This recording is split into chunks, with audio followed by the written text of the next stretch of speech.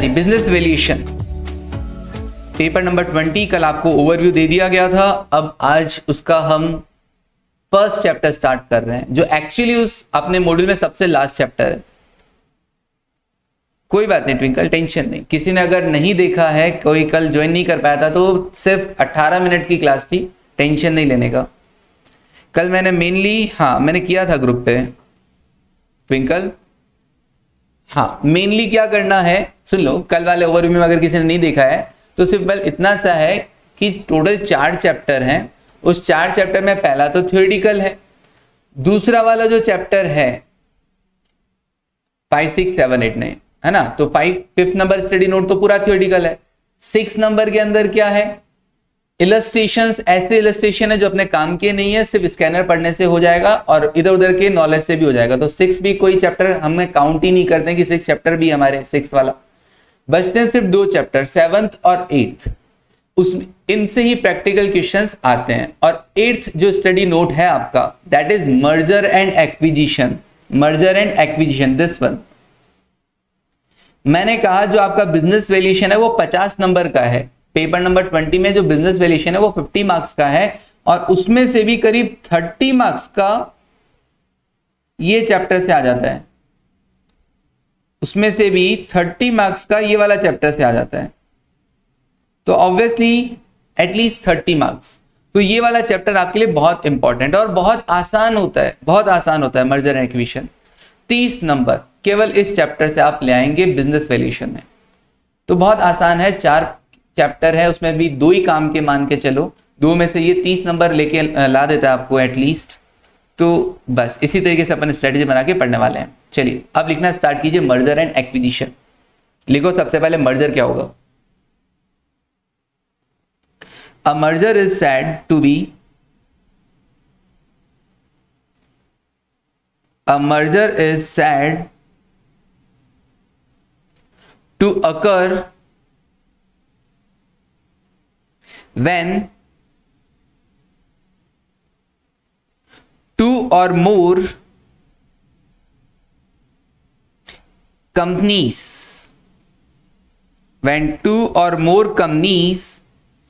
combine into one.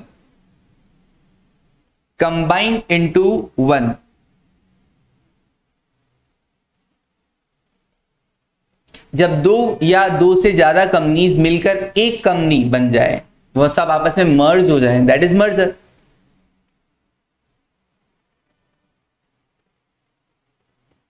This can happen through absorption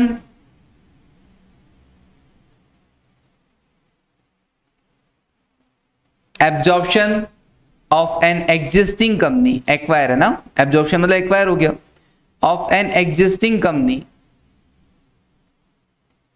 by another।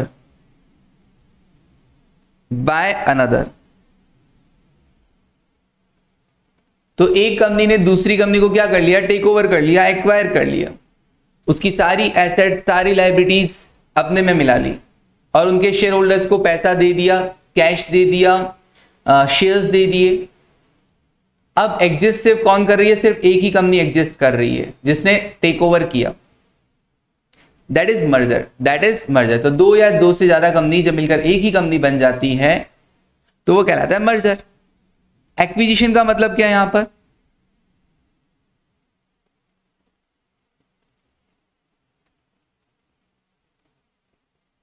The acquisition refers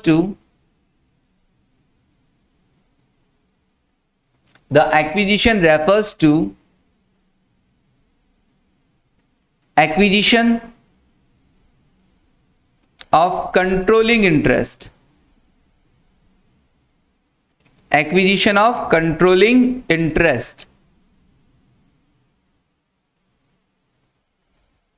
in an existing company।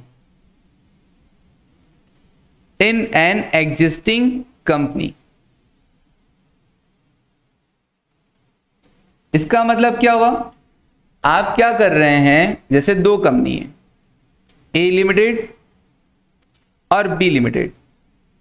Merger में तो क्या हो रहा है, लिखने का नहीं ये वाला तो जरूरत नहीं है। मर्जर में तो क्या हो रहा है, ए लिमिटेड क्या कर रही है, बी लिमिटेड को टेक ओवर कर रही है। तो अब इन फ्यूचर बी लिमिटेड तो हो जाएगा बंद और सिर्फ कौन रहेगा, ए लिमिटेड रहेगा।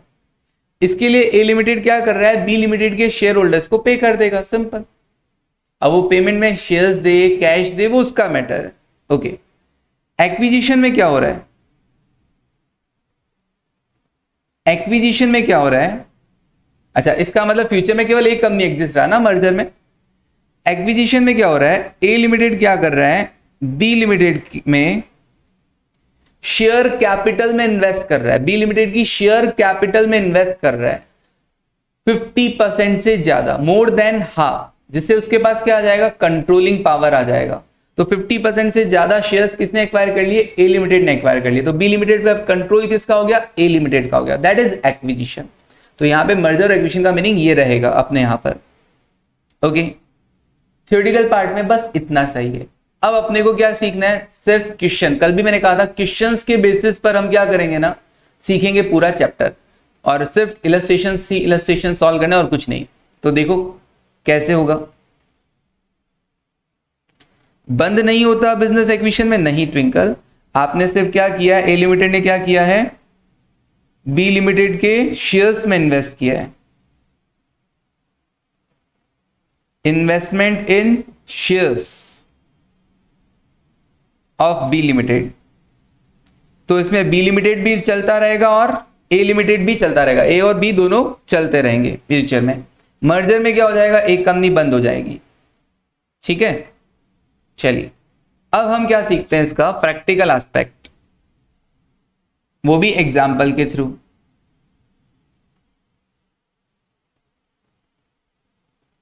प्रैक्टिकल एस्पेक्ट,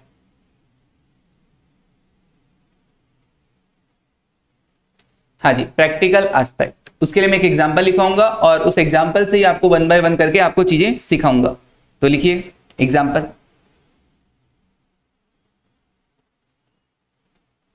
मैंने कहा था, कल भी मैंने कहा था, बीवी में लिखवाने के लिए ऐसा कुछ भी नहीं है, ज्यादा कुछ भी नहीं है। जितना एफएम में हम लोग लिखते हैं ना, उतना बीवी में बिल्कुल नहीं लिखना होता अपने को।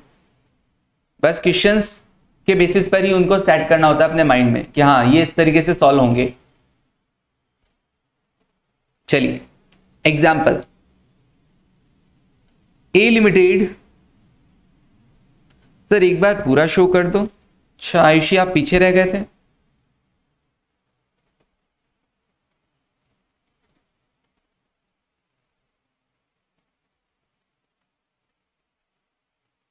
हो गया डन? Yes sir. ओके, हाँ अब लिखिए example, A limited wants to acquire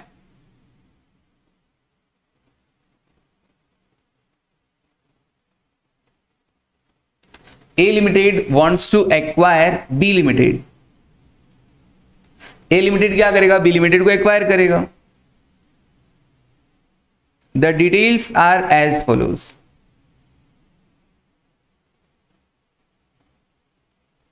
और इसके लिए आपको डिटेल्स गिवन है as follows। क्या क्या डिटेल्स गिवन है,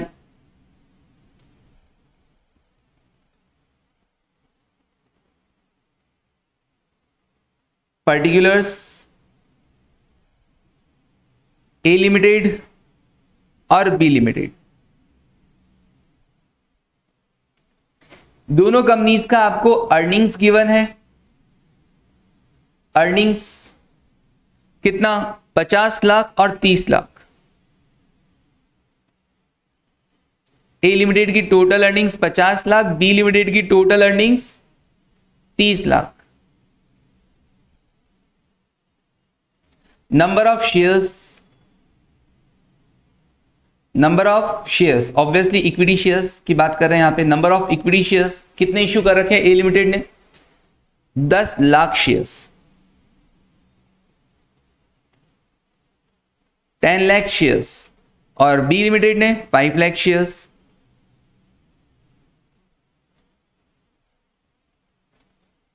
क्या आप मुझे ईपीएस बता सकते हैं, क्या आप मुझे ईपीएस बता सकते हैं?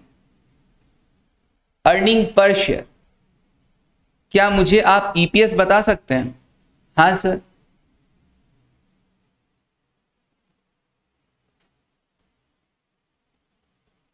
पांच और 6। यस महिमा, कशिश।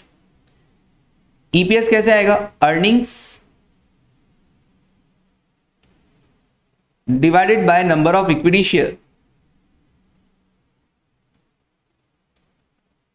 Earnings, total earnings divide by number of equity shares. Earnings available for equity share holders 5 रुपए ए 6 बी का। Okay twinkle.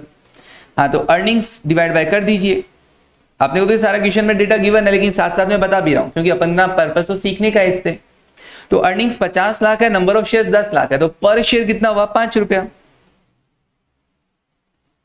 और 30 लाख डिवाइडेड बाय 5 किया तो 6 रुपए। ओके, ये हो गया अर्निंग्स पर शेयर, ईपीएस। फिर उसके बाद पी रेशियो। क्या आप जानते हैं पी रेशियो के बारे में? तो मैसेज कीजिए पी रेशियो क्या होता है, इसका फॉर्मूला क्या होता है। कुछ भी अगर आप इसके बारे में जानते हैं तो मैसेज करो। पी रेशियो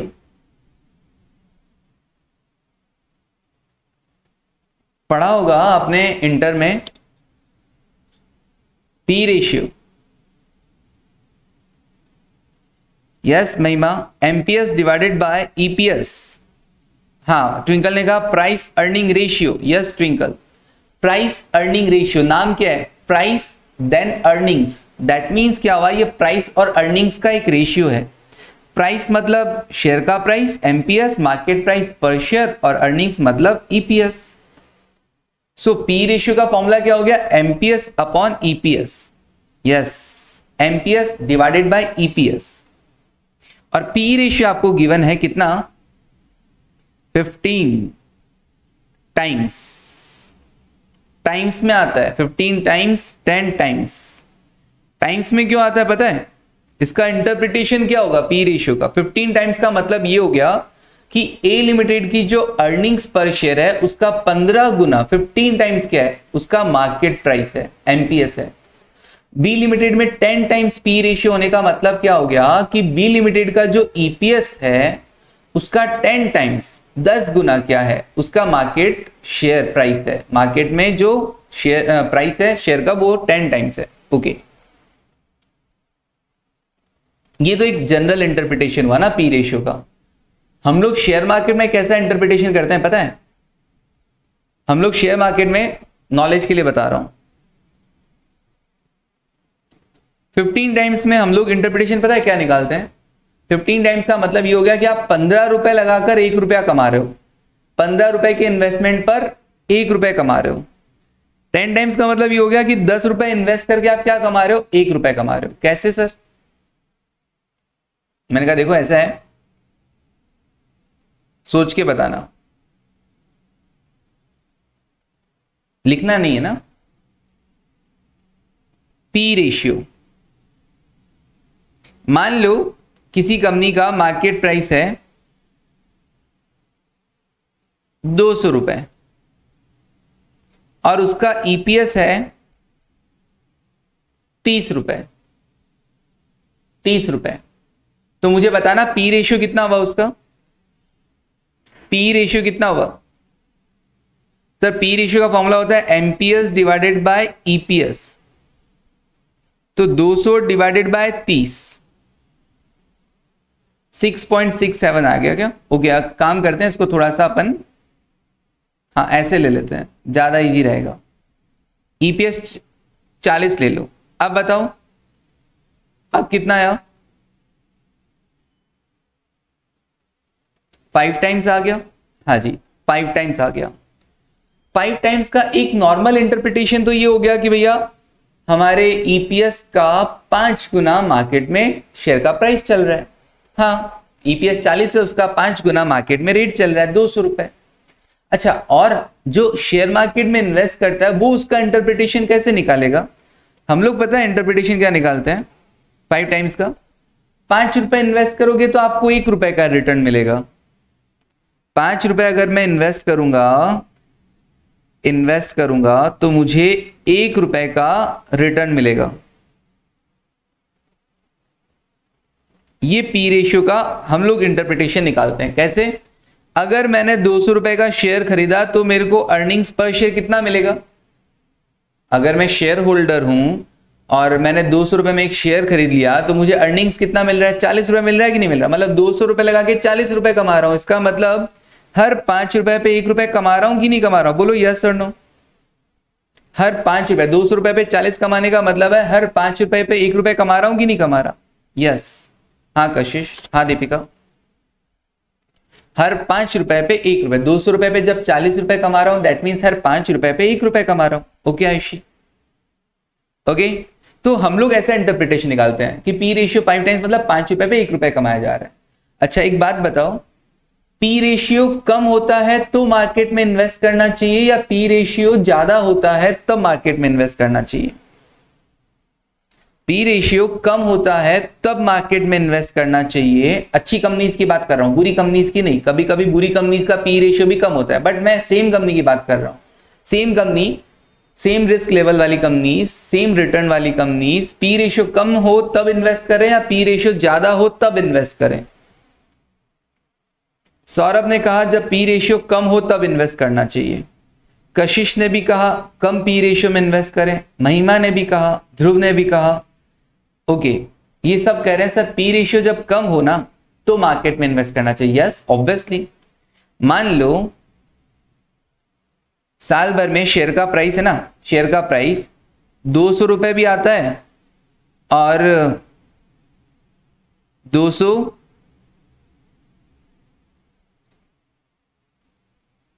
और हाईएस्ट 320 भी गिराता है, 320 भी आता है। अब ईपीएस तो सेम है 40 रुपए। अगर 320 होगा तो पी रेशियो उस टाइम कितना होगा? P ratio 320 MPS divided by EPS 40, that is 8 times. अब बताओ पी रेशियो जब 5 टाइम्स था तब इन्वेस्ट करना चाहिए कि 8 टाइम्स है तब इन्वेस्ट करना चाहिए? सर ऑब्वियसली जब मार्केट में रेट है ना 200 रुपए चल रहा होगा तभी इन्वेस्ट करना चाहिए शेयर्स में। 320 होगा तब थोड़ी ना इन्वेस्ट करेंगे। दैट मीन्स 5 टाइम्स जब पी रेशियो होगा तब हमें इन्वेस्ट करना चाहिए, ना कि 8 टाइम्स जब पी रेशियो होगा। क्लियर है ये वाली चीज? अर्निंग्स तो सेम है। जैसे कोरोना आया था राइट, तो अचानक से शेयर के प्राइस सबके डाउन हो गए थे। तो मान लो जो शेयर 320 चल रहा था वो गिरकर कितना हो गया? 200 हो गया। तो ऑब्वियसली जब वो 200 रुपए हुआ होगा तब इन्वेस्ट करना चाहिए था ना, या अभी वापस जब 320 आ गया तब इन्वेस्ट करना चाहिए था? ऑब्वियसली जब 200 था तब इन्वेस्ट करना चाहिए था। तो कहने का मतलब है पी रेशियो जब कम होता है तब हमें इन्वेस्ट करना चाहिए, क्योंकि 5 टाइम्स का मतलब हो गया 5 रुपए लगाकर 1 रुपए कमाना। 8 टाइम्स का मतलब हो गया 8 रुपए लगाकर 1 रुपए कमाना। बोलो समझ में आएगा ये logic, practical logic P ratio का? बाकी हमारे थियोरेटिकल बुक्स के अकॉर्डिंग तो एमपीएस डिवाइडेड बाय ईपीएस नक्की, और कुछ नहीं। बोलो फटाफट यस और no. Okay Deepika, okay Ayushi, ठीक है। किसी को नहीं आया तो बोल देना। ओके कशिश, ठीक है। चलिए अब हम वापस इसको तो हाँ आगे शिफ्ट कर देंगे। वापस हम आते हैं अपने नोट्स में, क्वेश्चन में। पी रेशियो 15 टाइम्स 10 टाइम्स, यहाँ पे सिर्फ इतना सा इंटरप्रिटेशन लेंगे कि ईपीएस का 15 गुना मार्केट रेट है, मार्केट प्राइस है, और ईपीएस का 10 गुना मार्केट प्राइस है। ठीक है, तो क्या आप मुझे इन दोनों कंपनीज का एमपीएस बता सकते हो? क्या आप मुझे इन दोनों कंपनी का एमपीएस बता सकते हैं? हाँ सर, एमपीएस का फॉर्मूला हो जाएगा EPS into P ratio. EPS into P ratio 75 और 60। ठीक है दीपिका, और कोई? हाँ सर, ईपीएस था 5 टाइम्स और उसका 15 टाइम्स एमपीएस है, तो 15 इंटू 5 75 रुपीज, 10 इंटू 6 60 रुपीज। ये मार्केट प्राइस पर शेयर। सर कोई अच्छा शेयर बताओ इन्वेस्ट करने के लिए। अभी बताऊं नालायक? हाँ देखो आगे, इन्फोसिस, टीसीएस, ये शेयर्स खरीद लेने चाहिए। कभी भी किसी भी रेट में मिले अच्छे होते हैं लॉन्ग टाइम के लिए, क्योंकि जो आने वाला समय है वो आर्टिफिशियल इंटेलिजेंस का ही है, तो इसलिए अपने को इन शेयर्स में इन्वेस्ट करना चाहिए। और ये दोनों कंपनीज आर्टिफिशियल इंटेलिजेंस में जा रही है अच्छे से। हाँ जी, खैर छोड़ो अभी तो ये सब बात। एमपीएस कितना, 75 और 60 आ गया। नाउ और डेटा लिख लो। रिजर्व एंड सरप्लसेस,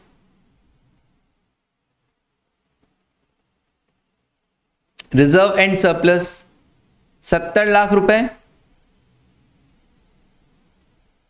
और 40 लाख रुपए। फेस वैल्यू पर शेयर,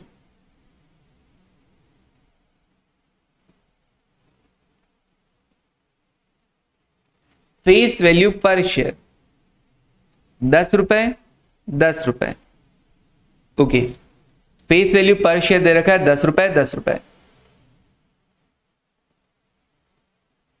ये एग्जाम्पल चल रहा है और इसी के अंदर मैं क्वेश्चंस पुट करता जाऊंगा और आंसर्स अपन लिखते जाएंगे। Now what is the share exchange ratio, what is the share exchange ratio. Theoretical question पूछ लिया आपसे पहले। What is the share exchange ratio, swap ratio जो मैंने कल बताया था, शेयर एक्सचेंज रेशियो डिफाइन करना है। What is the share exchange ratio, तो इसका सॉल्यूशन लिखो। शेयर एक्सचेंज रेशियो मतलब क्या हुआ, सुनना। ए लिमिटेड बी लिमिटेड को एक्वायर करना चाहता है, तो ए लिमिटेड क्या करेगा, बी लिमिटेड के शेयर होल्डर्स को क्या करेगा, कंसीडरेशन पे करेगा। हाँ सर, कंसीडरेशन पे करेगा, मर्जर करेगा, एक्वायर कर रहा है तो ऑब्वियसली बी लिमिटेड के शेयर होल्डर्स को पेमेंट तो करना पड़ेगा। बी लिमिटेड के ऑनर्स हैं शेयर होल्डर्स, उनको पेमेंट तो करना पड़ेगा। अब पेमेंट आप किस में कर रहे हो, शेयर्स दे रहे हो। आपको आप बी लिमिटेड के शेयर होल्डर्स को अपनी ए लिमिटेड के, अपनी कंपनी के शेयर्स दे रहे हो। तो हम ये देखना चाह रहे हैं कि हम बी लिमिटेड के हर एक शेयर के बदले ए लिमिटेड के कितने शेयर्स दें। बी लिमिटेड के हर एक शेयर के बदले हम अपने ए लिमिटेड के कितने शेयर्स दें। वो रेशियो ही एक के बदले 2 दें, एक के बदले 3 दें, एक के बदले आधा दें, वो रेशियो ही क्या कहलाएगा, शेयर एक्सचेंज रेशियो कहलाएगा। तो इसके लिए लिखो, it is defined as the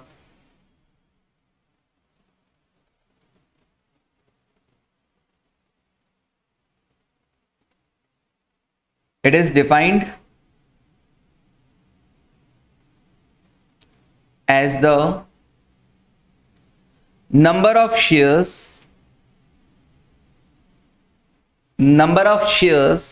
given by the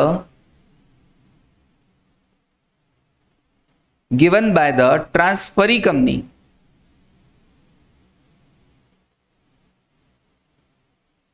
given by the transferee company. Sir transferee company कौन, अपने केस में ए लिमिटेड जो एक्वायर कर रही है, A limited. Shares given by the transferee company to the share holders of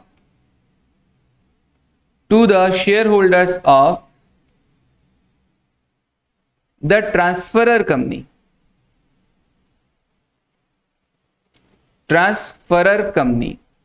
और अपने example में कौन है ट्रांसफरर कंपनी, जो सब कुछ बेच बिचा के जा रही है ना, जिसके एसेट्स और लायबिलिटीज ट्रांसफर की जा रही है, किसको, ट्रांसफरी कंपनी को। तो ट्रांसफरर दैट मींस जो ट्रांसफर कर रहा है अपनी एसेट्स और लायबिलिटीज, और बदले में क्या लेगा, कंसीडरेशन। ओके, तो it is defined as the number of shares given by transferee company to the share holder of transferor company per share held by them, per share held by them. हर एक share के बदले हम आपको कितना share देंगे, that is exchange ratio. Per share held by them in the transferor company.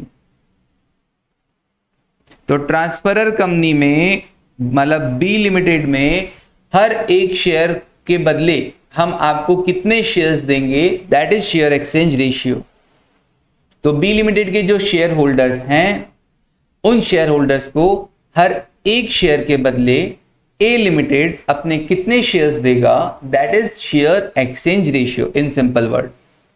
समझ में आया, share exchange ratio. Next question, calculate share exchange ratio, calculate share exchange ratio, calculate share exchange ratio on the basis of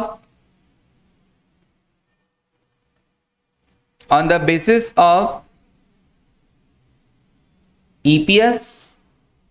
पहले EPS के basis पे calculate करना, फिर MPS के basis पे कैलकुलेट करना, क्योंकि हर क्वेश्चन अलग अलग आएगा ना, कभी बोलेगा EPS के बेसिस पे, कभी बोलेगा MPS के बेसिस पे। हम तो इस क्वेश्चन में सब कुछ सीख रहे हैं।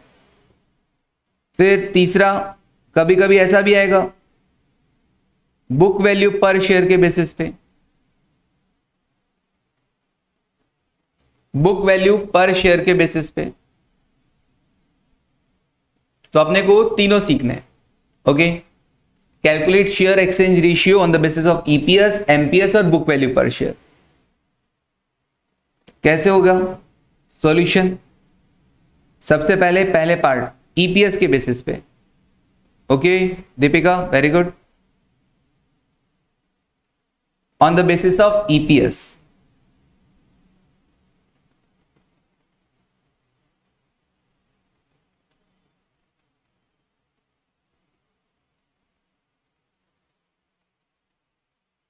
हाँ दीपिका रुको तो सही,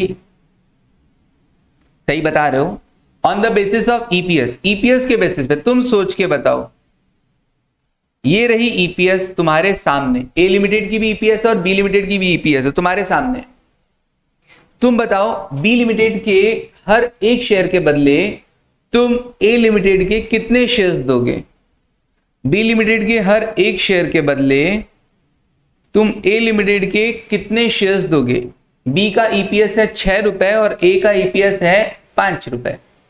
तो B का EPS ज्यादा स्ट्रांग है, तो वो कंपनी ज्यादा स्ट्रांग लग रही है, तो तुम्हें एक शेयर के बदले एक से ज्यादा देना पड़ेगा कि नहीं देना पड़ेगा? हाँ सौरभ, वेरी गुड।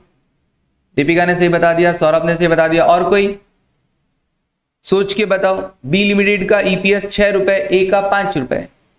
तो तुम लोग जब EPS के बेसिस पर शेयर्स दोगे तो हर एक शेयर के बदले तुम अपने कितने शेयर्स दोगे? Yes Ayshi, yes Radhika, 1.2, 1.2। तो इसके लिए फॉर्मूला क्या रहेगा एक्सचेंज रेशियो का? देखो, exchange ratio is equals to, देखिए फॉर्मूला, EPS के बेसिस पे देखना है ना, तो EPS of transferor company, EPS of transferor company, transferor कौन है यहां पर? B लिमिटेड,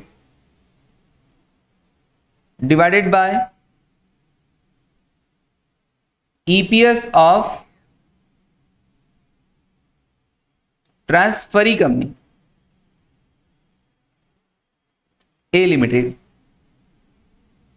अब ट्रांसफरर कंपनी B लिमिटेड का EPS था 6 रुपए और हम जो शेयर्स इश्यू कर रहे थे A लिमिटेड, उसका EPS था 5 रुपए। तो हम लोग क्या करेंगे, रेशियो क्या रह जाएगा? 1.2:1। हर एक शेयर के बदले हम कितना देंगे? 1.2 शेयर्स देंगे। हर एक शेयर के लिए कितना देंगे? 1.2 शेयर्स। समझ में आया क्या? किसी को डाउट है तो बोल देना। अगले का EPS स्ट्रांग था, B लिमिटेड का EPS स्ट्रांग था, तो ऑब्वियसली हमारा EPS उससे वीक था, तो हम हर एक शेयर के बदले उसको एक से ज्यादा शेयर देंगे। कितना? रेशियो देख लो, 6/5, 1.2।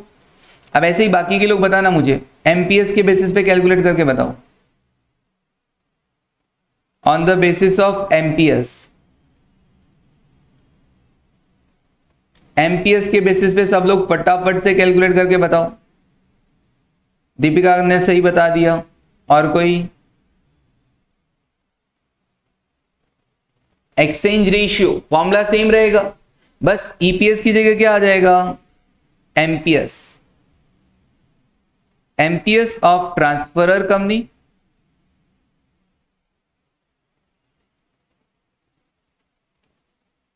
Divided by MPS of transferee company.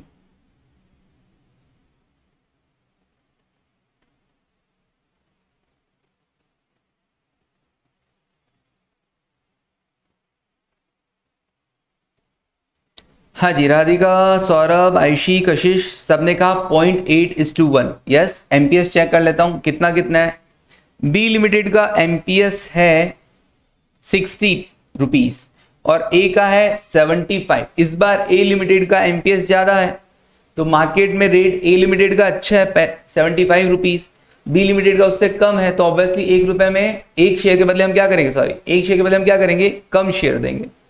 तो एमपीएस ऑफ ट्रांसफरर कंपनी था 60 और एमपीएस ऑफ ट्रांसफरी कंपनी है 75। तो हम क्या करेंगे 0.8:1, 0.8:1। एक के बदले सिर्फ कितना देंगे 0.8 शेयर देंगे, मतलब 100 शेयर्स के बदले 80 शेयर्स, 1000 शेयर्स के बदले 800 शेयर्स। अभी देखेंगे तुमसे शेयर्स भी कैलकुलेट करवाएंगे, हाउ मेनी शेयर्स, ठीक है ना। ओके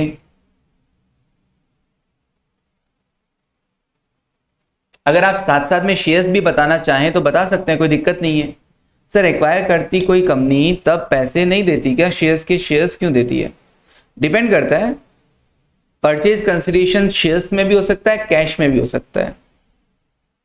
एक ही बात है, देखो शेयर्स में भी हो सकता है और कैश में भी हो सकता है। आज अगर मैं आपको शेयर देता हूं अपनी कंपनी के तो उसको मार्केट में जाके बेच के कैश में कन्वर्ट कर लो, क्या फर्क पड़ जाएगा, ठीक है ना। तो शेयर्स में भी हो सकता है, कैश में भी हो सकता है। नाउ अच्छा एक बात बताओ, अगर मैं नंबर ऑफ शेयर्स का पता लगाना चाहूं तो आप क्या बता सकते हो यहां पे नंबर ऑफ शेयर्स कितने इशू किए गए थे?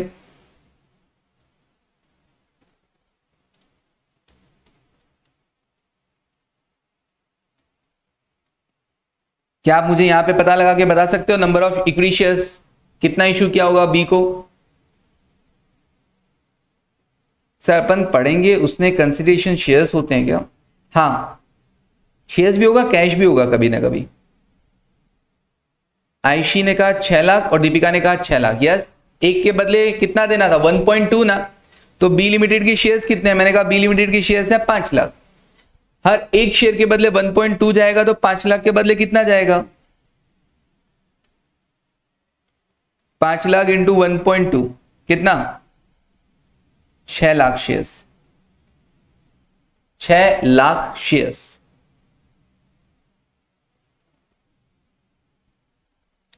समझ में आया क्या? अगर समझ में आया तो मुझे ये भी बता दो number of equity shares issued to, यहां पे कितना इश्यू किया जाएगा?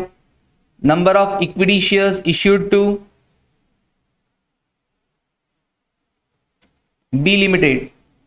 अगर एमपीएस के बेसिस पर आप बी लिमिटेड को शेयर्स देंगे तो कितने? एक के बदले 0.8। तो अभी कितने शेयर्स है सर? 5 लाख शेयर्स है ना बी लिमिटेड के, तो 5 लाख के बदले कितना दोगे? 5 लाख शेयर्स थे बी लिमिटेड के और हर एक के लिए हम कितना देंगे? 0.8 देंगे। तो 5 लाख के बदले कितना देंगे? 4 लाख। 4 lakh shares, simple. अगर ईपीएस के बेसिस पे दोगे तो 6 लाख और एमपीएस के बेसिस पे दोगे तो 4 लाख। ये कशिश 3 करोड़ कैसे बोला? ओके सॉरी, ठीक है कशिश। ट्विंकल ने कहा 4 लाख, आयुषी ने कहा 4 लाख, दीपिका ने भी कहा 4 लाख, सौरभ ने भी कहा 4 लाख। हाँ किसी को नहीं समझ में आ रहा हो तो पूछ सकता है मुझसे। ट्विंकल कशिश आ गया 4 लाख। 5 लाख शेयर्स थे, हर एक के बदले 0.8 देना था तो 5 लाख के बदले 4 लाख शेयर्स। ओके तीसरा पार्ट क्वेश्चन का, on the basis of book value per share ना, बुक वैल्यू पर शेयर। तो on the basis of book value per share लिखते हैं।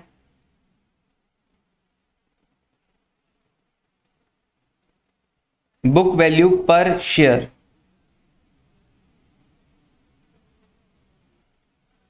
ओके दीपिका इस टाइम आपका आंसर सही नहीं है। बुक वैल्यू पर शेयर के लिए पहले book value per share calculate तो करना पड़ेगा ना भाई। ईपीएस गिवन था, एमपीएस गिवन था, but book value per share तो गिवन नहीं था। तो पहले book value per share calculate कीजिए। तो बुक वैल्यू पर शेयर कैसे कैलकुलेट किया जाएगा? देखो बुक वैल्यू पर शेयर का फॉर्मूला लिख लीजिए। बुक वैल्यू पर शेयर का formula, equity share capital plus reserve and surplus share holders fund. तो इक्विटी शेयर होल्डर्स का कितना पोर्शन होता है? Equity share capital plus reserve and surplus. Company के जो आप लाइबिलिटी साइड में रिजर्व एंड सरप्लस देखते हैं उस पर किसका हक होता है? इक्विटी शेयर होल्डर्स का। वो कमाया हुआ प्रॉफिट किसका है? इक्विटी शेयर होल्डर्स का है। तो equity share capital plus reserve and surplus minus क्या करना? फिक्टिशियस एसेट अगर कोई हो तो, क्योंकि फिक्टिशियस एसेट्स कौन सी एसेट्स होती है? जस्ट लाइक अंडरराइटिंग कमीशन, कुछ लॉसेस वगैरह, discount on issue of debentures वगैरह, प्रीलिमिनरी एक्सपेंसेस वगैरह, जो अभी तक ऐसे खर्चे जो राइट ऑफ नहीं हुए, दीज आर फिक्टिशियस एसेट, उन्हें रिजर्व एंड सरप्लस में से लेस कर दीजिए। ये आपके आ गई है टोटल बुक वैल्यू, और इनको अब अपने को क्या करना है? नंबर ऑफ शेयर्स से डिवाइड कर देना है। Number of equity shares divide by number of equity shares, तो मेरे पास आ जाएगा बुक वैल्यू पर शेयर। या एक तरीका और हो सकता था, ये तो लाइबिलिटी साइड अप्रोच था, एसेट साइड अप्रोच भी हो सकता है। एसेट साइड अप्रोच में क्या होगा? टोटल एसेट्स, जिसमें फिक्टिशियस को नहीं लेना, टोटल एसेट्स एक्सक्लूडिंग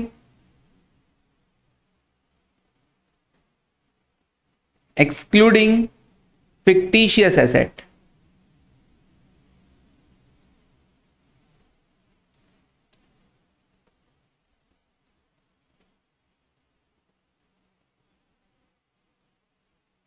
देखते चलना, excluding fictitious asset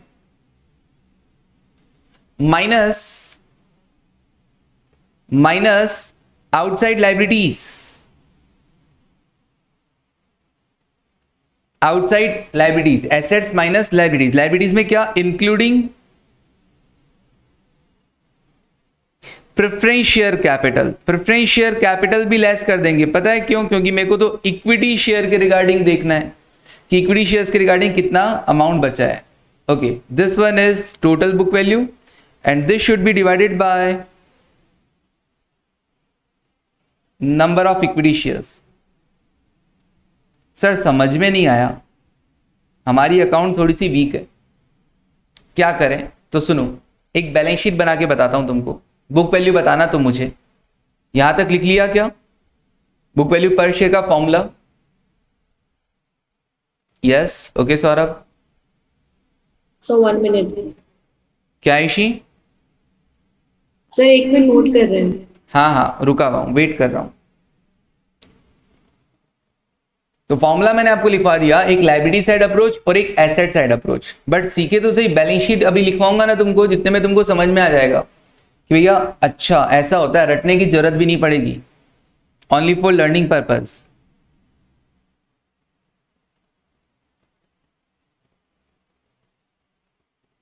only for learning purpose.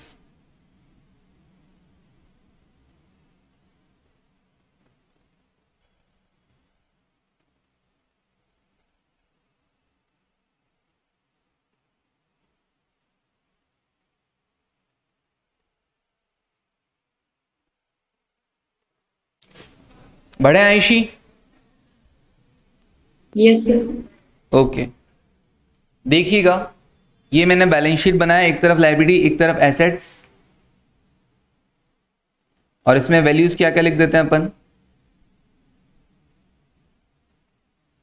एक तरफ equity share capital 200, reserve and surplus 50, preference share capital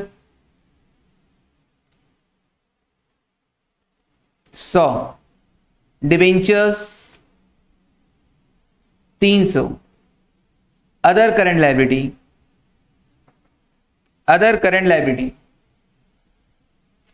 कितना? 200।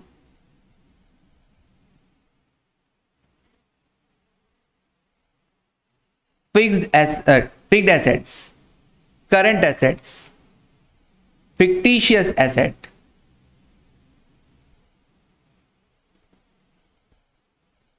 कितना कितना? 500, 300 और 50। टोटल कितना कितना हुआ? 850। अब इस बैलेंस शीट से मुझे book value per share count करना है, तो कैसे करूंगा मैं? मेरे पास दो रास्ते हैं, या तो लाइबिलिटी साइड अप्रोच में क्या करूं, equity plus reserve and surplus minus fictitious asset, या तो ये तरीका होता है, या फिर दूसरा तरीका क्या, all assets excluding fictitious asset, तो फिक्टिशियस को मत लो, तो ऑल एसेट कितना 500 और 300 minus outside liabilities, current liabilities भी लॉन्ग टर्म लाइबिलिटीज भी इंक्लूडिंग प्रेफरेंस शेयर कैपिटल भी। जरा चेक करो दोनों से आंसर कितना आ रहा है, जरा चेक करो दोनों से आंसर कितना आ रहा है। बुक वैल्यू कितना आएगा, एक रास्ता तो ये कि 200 प्लस 50 माइनस 50 200, या एक रास्ता ये कि all assets 500 plus 300 excluding fictitious minus all outside liabilities including preference share capital. दोनों से सेम आएगा ना, ऑब्वियसली सेम आएगा दोनों से, चाहे एसेट साइड अप्रोच यूज करो चाहे लाइबिलिटी साइड अप्रोच यूज करो। तो अब अपने को रटने की जरूरत नहीं है, इक्विटी जो आपने लाइबिलिटी साइड अप्रोच से लिया फर्स्ट में और एसेट साइड से लेस किया, उसको सेकंड अप्रोच में नहीं लेना। सेकंड अप्रोच में एसेट्स में वो एसेट्स लेनी जो पहले नहीं ली थी, और लाइबिलिटीज में वो लाइबिलिटीज लेस कर देनी जो आपने पहले काउंट नहीं किया था। सिंपल, बड़ा आसान होता है। तो आप भी इस तरीके से अलग अलग कलर यूज कर सकते हैं, या फिर कलर्स नहीं हो तो सर्कल लगा सकते हैं, कोई प्रॉब्लम नहीं है। नाउ अब बताओ फटाफट बुक वैल्यू बताओ, फटाफट से बुक वैल्यू बताओ। अपने इस एग्जाम्पल में बुक वैल्यू कितना कितना है, अपने इस एग्जाम्पल में बुक वैल्यू कितना कितना है। So book value per share, एक तो कौन कौन सी कंपनी थी, नाम और भूल गए, ए और बी। हाँ जी, बुक वैल्यू पर शेयर ए लिमिटेड में भी बता दो और बी लिमिटेड में भी बता दो। ए लिमिटेड और बी लिमिटेड 12 और 14 बता रही है बच्ची, सही है क्या। बुक वैल्यू पर शेयर, मैंने कहा बुक वैल्यू पर शेयर के लिए देखते हैं क्या क्या है। मैंने कहा बुक वैल्यू पर शेयर में ए लिमिटेड का इक्विटी कैपिटल कितना है, equity capital sir equity capital है 10 लाख शेयर्स हैं और एक शेयर 10 रुपए का है फेस वैल्यू, क्योंकि कैपिटल में पेड अप कैपिटल आता है, अकाउंट पढ़ा है ना बैलेंस शीट में, लायबिलिटी साइड में पेड अप कैपिटल आता है, तो 10 लाख इंटू 10 ये तो हुआ equity capital, plus reserve and surplus 70 lakh का, माइनस फिक्टिशियस नहीं है, माइनस फिक्टिशियस नहीं है, तो 10 लाख इंटू 10 हुआ 1 करोड़। 10 लाख इंटू 10 रुपए that is 1 crore, plus 70 lakh का रिजर्व एंड सरप्लस। पहले ए लिमिटेड का कैलकुलेट करते हैं फिर बी का कर देंगे। तो equity plus reserve minus fictitious नहीं है, divide by number of shares. Number of shares कितने थे, 10 लाख शेयर्स। ए लिमिटेड ने 10 लाख शेयर्स इश्यू कर रखे हैं, तो कितना आएगा 17 रुपए 17। ओके, ऐसे ही बी लिमिटेड का कैलकुलेट कर दो। बी लिमिटेड में बुक वैल्यू पर शेयर कितना आएगा, देखो नंबर ऑफ शेयर्स कितने थे, 5 लाख इंटू 10, 50 लाख तो ये हो गया, 40 लाख का रिजर्व एंड सरप्लस हो गया। तो 5 लाख शेयर्स इंटू 10 रुपए प्लस 40 लाख का रिजर्व एंड सरप्लस हो गया, डिवाइडेड बाय 5 लाख शेयर्स कितना आया 18। ओके 18, ठीक है जी 18। ये आ गया बुक वैल्यू पर शेयर। अब एक्सचेंज रेशियो फटाफट से बता दो और आज फिर यहीं पे कंप्लीट कर देते हैं अपनी क्लास। एक्सचेंज रेशियो कैसे आएगा sir, book value per share of transferor company,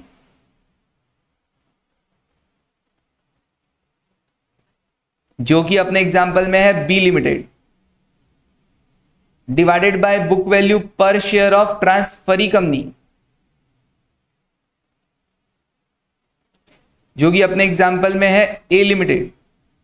कितना आएगा, बी लिमिटेड का है 18 और ए लिमिटेड का है 17, 18 बाय 17 1.0588,